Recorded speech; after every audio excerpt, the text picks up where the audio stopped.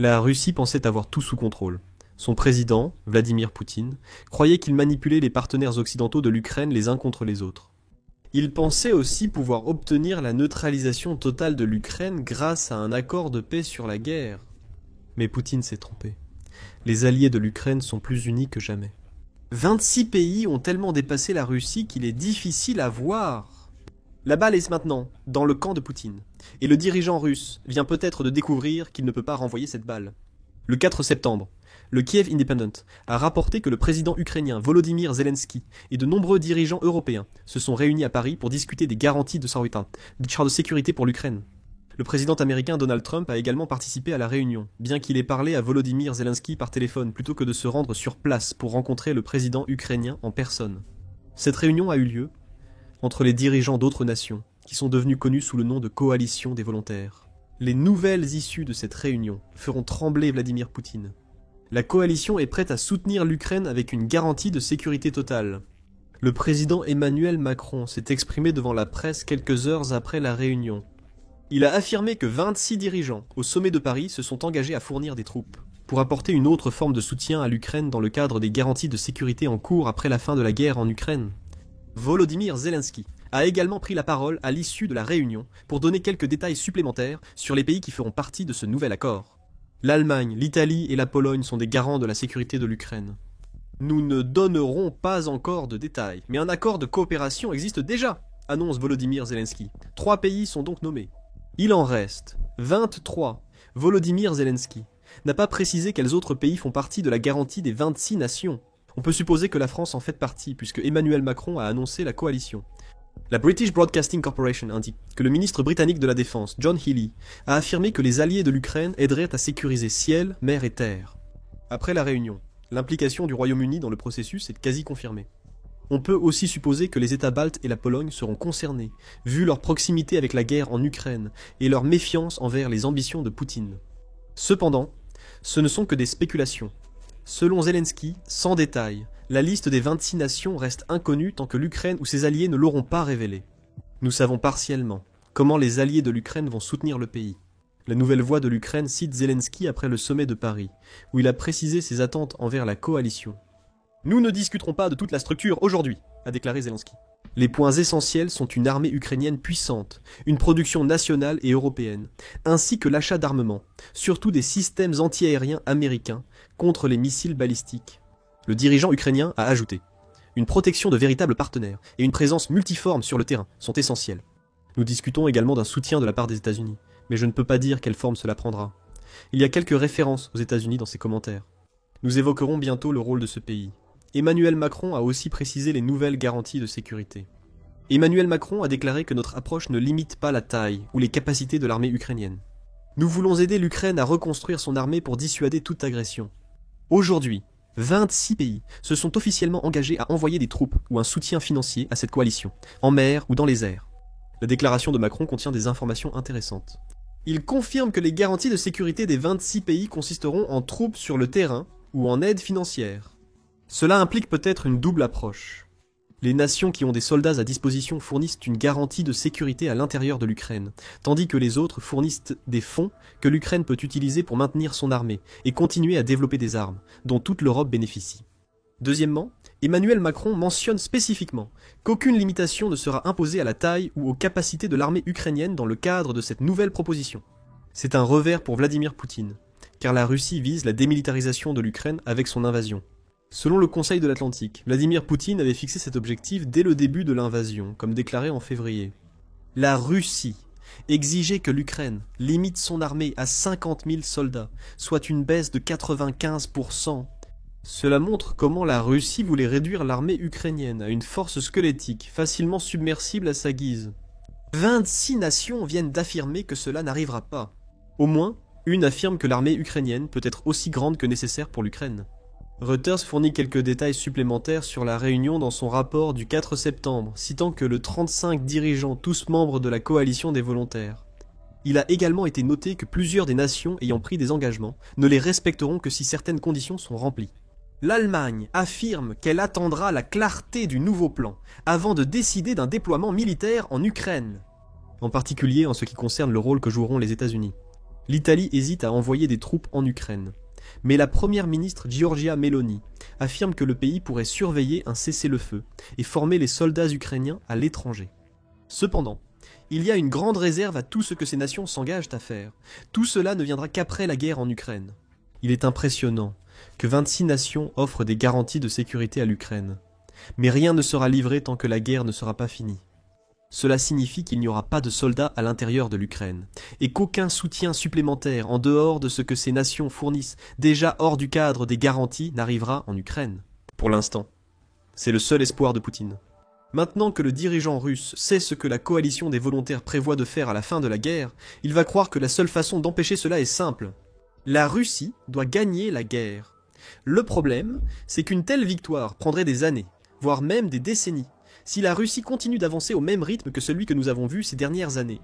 C'est du moins ce qu'affirme David Axe, auteur d'un article pour Forbes en mai avec quelques calculs.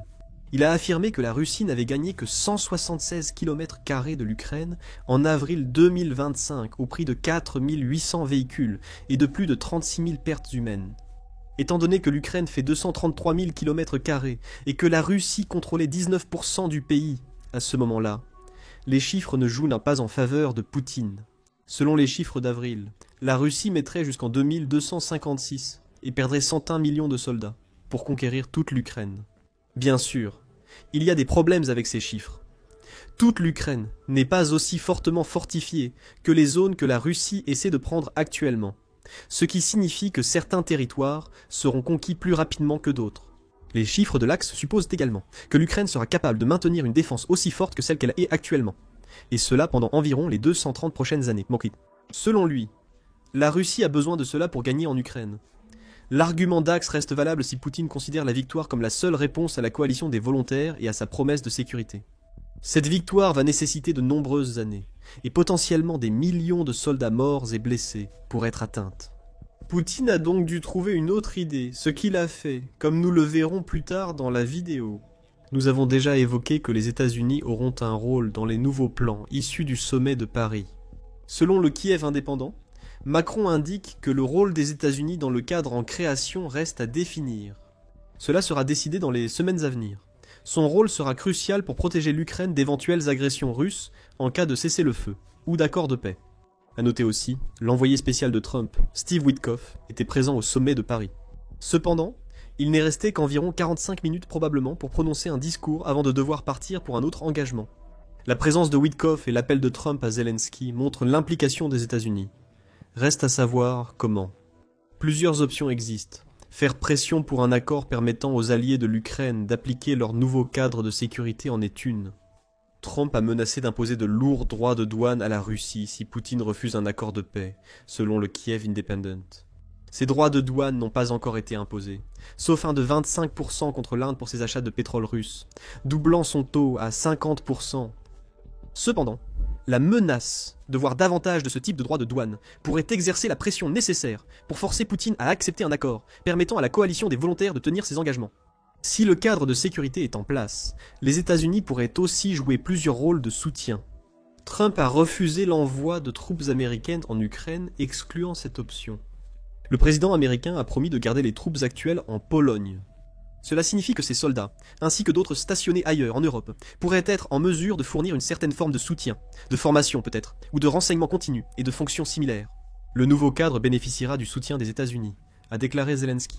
Le président ukrainien a déjà souligné que les États-Unis fourniront la défense aérienne et des missiles. Bien que ce soit des armes que l'Ukraine doit acheter, ces achats sont facilités par ses partenaires européens. Witkoff a aussi déclaré que Poutine avait accepté des garanties de sécurité similaires à l'article 5 de l'OTAN lors de sa visite à Trump en Alaska en août, selon Sky News. D'après l'article 5, une attaque contre un membre de l'OTAN sur son territoire entraîne un soutien militaire direct des autres membres. Les États-Unis enverront-ils des troupes en Ukraine si Poutine viole une future garantie de sécurité? Peut-être, mais c'est peu probable. Les Américains fourniront probablement des armes à l'Ukraine. Comme mentionné, avec les renseignements, cela peut être utilisé pour surveiller les activités de la Russie dans et autour de l'espace aérien ukrainien. Des troupes européennes assureront principalement la sécurité, comme l'a proposé Trump le 20 août. Les États-Unis apportent de la crédibilité militaire pour contenir Poutine. Les dirigeants européens veulent clarifier le rôle de l'Amérique, a rapporté le Guardian le 5 septembre. On le voit déjà dans le refus de l'Allemagne d'explorer à quoi ressemblera son engagement tant qu'elle n'aura pas obtenu de la clarté de la part des États-Unis. Emmanuel Macron a aussi suggéré subtilement que les États-Unis devraient clarifier leur rôle. Les dirigeants européens ont respecté leurs engagements envers les États-Unis, selon le Guardian. Des contributions préparées, documentées et validées secrètement par les ministres de la Défense. Permettez-nous de dire que ce travail est terminé, et qu'il sera désormais approuvé politiquement, a déclaré Macron. En revanche, Trump aurait donné à Poutine une date limite au 1er septembre pour entamer des discussions avec Zelensky. Cette date limite est déjà dépassée. Bien que les États-Unis n'aient pas sanctionné la Russie après le non-respect du délai, les dirigeants européens pourraient s'en servir pour rappeler à Trump que Poutine ne respecte pas ses engagements. Revenons à l'essentiel. 26 nations participeront à un cadre de sécurité pour l'Ukraine après la guerre, montrant que Poutine a déjà été surpassé. Ce cadre suppose sans doute une présence militaire, la France et le Royaume-Uni, montrant leur volonté de respecter cet engagement. Un soutien aérien, essentiel pour l'Ukraine, sera probablement inclus dans le nouvel engagement. La Russie a frappé l'Ukraine tout au long de 2025. Il y a eu 2 frappes dans la semaine précédant le sommet de Paris, qui soulignent à quel point ce soutien aérien est nécessaire. Le 31 août, Al Jazeera a rapporté qu'une attaque de drones russes en Ukraine a privé 60 000 civils d'électricité. Et juste un jour avant le sommet, ABC News a rapporté que la Russie avait lancé une attaque comprenant 502 drones et 24 missiles. L'Ukraine a réussi à abattre ou à neutraliser 430 des premiers et 21 des seconds. Mais ces frappes pour Montpellier montrent à quel point la Russie est déterminée à utiliser des attaques aériennes pour soumettre l'Ukraine. Impossible si l'Ukraine obtient plus de soutien aérien avec le nouveau dispositif de sécurité, selon le Kiev indépendant. Macron déclare que l'Europe et les États-Unis durciront les sanctions contre la Russie si Poutine refuse toujours le processus de paix. C'est encore de la pression. Nous envoyons un message clair. Tous les signaux doivent maintenant se concrétiser. Nous avons toujours soutenu la loi et une paix juste. Aucune récompense pour l'agression, car elle mène à d'autres guerres, a déclaré Macron. Cependant, il y a un aspect du sommet de Paris qui est sous-estimé. L'adhésion de l'Ukraine à l'Union européenne, ou Union européenne. Le Kiev indépendant indique que le sujet a été évoqué, mais aucune information sur le sommet n'en parle, à part un commentaire de Zelensky soulignant que l'adhésion est essentielle pour les garanties de sécurité futures. Cela signifie-t-il que nous allons bientôt voir l'Ukraine devenir membre de l'Union européenne dans le cadre du dispositif de sécurité ? Oui, l'Ukraine pousse son adhésion, après avoir candidaté à l'Union européenne en février 2022. Le pays est officiellement candidat depuis juin de cette année-là. Selon Politico, la présidente de la Commission européenne, Ursula von der Leyen, a également suggéré que l'Ukraine pourrait devenir membre de l'Union européenne assez rapidement, en février 2025. J'apprécie la volonté politique, a déclaré von der Leyen. C'est un processus basé sur le mérite de l'Ukraine. S'ils maintiennent ce rythme et cette qualité, ils pourraient réussir avant 2030. Cela peut sembler loin, mais la date de 2030 est en réalité bien dans la moyenne du temps qu'il faut à une nation candidate pour devenir membre de l'Union européenne. Selon le Pew Research Center, il faut en moyenne 9 ans entre la candidature et l'adhésion officielle. Si l'Ukraine rejoignait l'Union européenne en 2030, elle serait légèrement en avance par rapport aux 21 membres actuels. Peut-être que l'accélération de cette adhésion pourrait être envisagée maintenant que le nouveau cadre de sécurité est en place. Il est logique que l'Ukraine rejoigne l'Union européenne après la guerre, facilitant la participation des 26 nations de la coalition. Que pense Poutine de l'adhésion de l'Ukraine à l'Union européenne ? Il paraît étonnamment ouvert. Le 3 septembre, ABC News Australie a rapporté que Poutine a parlé avec le Premier ministre slovaque Robert Fico. Nous ne nous sommes jamais opposés à l'adhésion de l'Ukraine à l'Union européenne lors d'un sommet en Chine. Selon lui, le problème de Poutine est la volonté de l'Ukraine d'adhérer à l'OTAN. Cela nous ramène à l'autre idée de Poutine sur la garantie de sécurité en Ukraine, évoquée plus tôt dans la vidéo. La Russie a affirmé qu'elle refusera qu'un membre de l'OTAN participe à un cadre de sécurité ukrainien. Surtout si l'un de ces pays envisage d'envoyer des troupes en Ukraine. Cela compte dans le contexte de l'ambivalence apparente de Poutine concernant l'adhésion imminente de l'Ukraine à l'Union européenne, bien plus que vous ne le pensez. Poutine ne se soucie pas de l'Union européenne, car la plupart de ses membres appartiennent aussi à l'OTAN. Seuls Chypre, Malte, l'Irlande et l'Autriche n'en font pas partie, et aucun n'est une puissance militaire. Poutine pourrait utiliser cela pour affaiblir la sécurité de l'Ukraine. Pour lui, l'adhésion de l'Ukraine à l'Union européenne reste discutable, car son but d'écarter l'OTAN d'Ukraine inclut les membres les plus puissants de l'Union européenne. La France et l'Allemagne ne pourraient pas envoyer de soldats en Ukraine si Poutine maintient l'OTAN à l'écart. Le Royaume-Uni, bien qu'il ne soit plus membre de l'Union européenne, serait également empêché d'envoyer des soldats en Ukraine en raison de son appartenance à l'OTAN. Voici le plan B de Poutine. S'il ne peut pas gagner la guerre en Ukraine, ce qui semble désormais impossible de son vivant, il négociera une garantie de sécurité éloignant l'OTAN, s'il réussit. La majorité, voire la totalité, des 26 nations qui forment la coalition des volontaires et qui se sont engagées à dos à soutenir l'Ukraine seront laissées pour compte.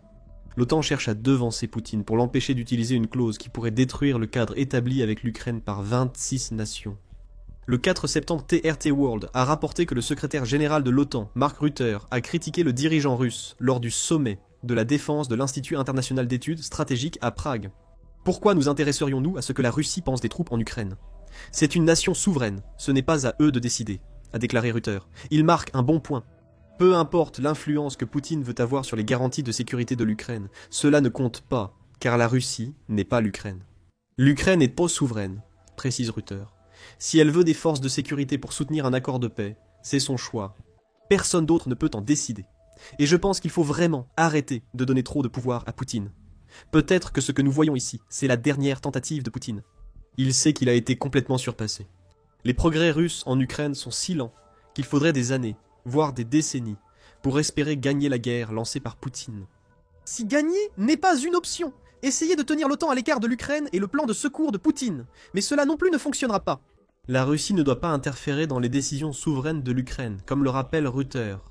Cela laisse Poutine dans la position difficile de devoir choisir entre une guerre que la Russie ne gagnera pas de son vivant, ou un accord de paix. Cela inclura désormais une garantie de sécurité avec des membres de l'OTAN. Aucune de ces options n'est bonne pour Poutine, mais il n'a plus de solution. L'Ukraine estime que l'Europe pourrait davantage inciter Poutine à un accord de paix, assurant sa sécurité future. L'Europe doit frapper la Russie en annonçant un embargo total sur les combustibles fossiles. Regardez notre vidéo et abonnez-vous à The Military Show pour suivre les actualités du processus de paix en Ukraine. Merci de nous regarder.